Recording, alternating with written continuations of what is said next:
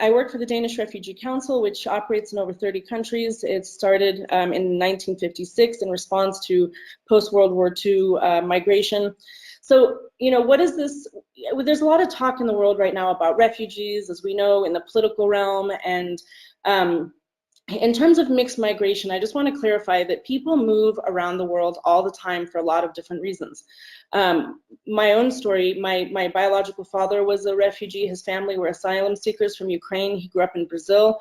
The person who raised me as a father was also an asylum seeker who left Poland and finally came to the US after being registered with UNHCR in Germany. My mother and her family are migrants from Poland, and I myself am a migrant. I've been living in East Africa for 13 years. So there are a lot of different reasons why people move around, and people are moving around all the time, all over the place.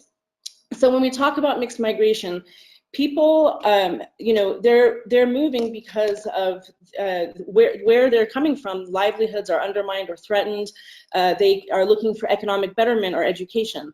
There's socioeconomic upheaval where they're coming from. They may be victims of forced displacement as a result of violent conflict, or it could be a mix of all of these things.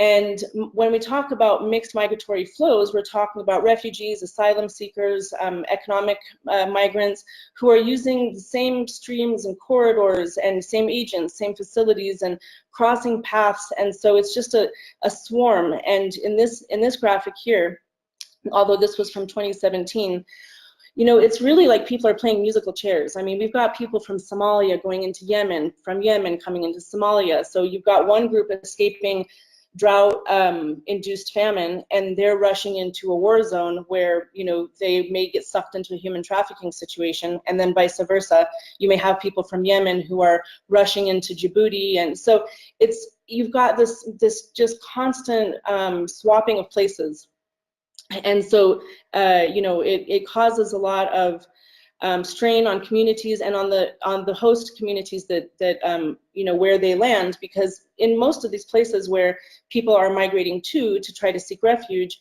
those are not places that are necessarily well developed, that have a lot of resources and basic services. So that creates an additional strain and potential for conflict. And the Danish Refugee Council, by the way, operates mostly in conflict areas. So when we are talking about you know, the kind of work that we do, we operate in three main pillars. The first is emergency. When an emergency happens, when there's an outbreak, for whatever reason that might be, we provide humanitarian relief, and it falls in the baskets of food, shelter, water, and protection. When a community is now, you know, our displaced population has now gone over that emergency moment, now we're looking at what we call durable solutions. And that is, you know, we've got one of three choices. Either they voluntarily repatriate, they return to their place of origin, or they resettle in another country, maybe a country that has open arms to refugees and migrants. And then the last is just integration into the community that has been the landing pad.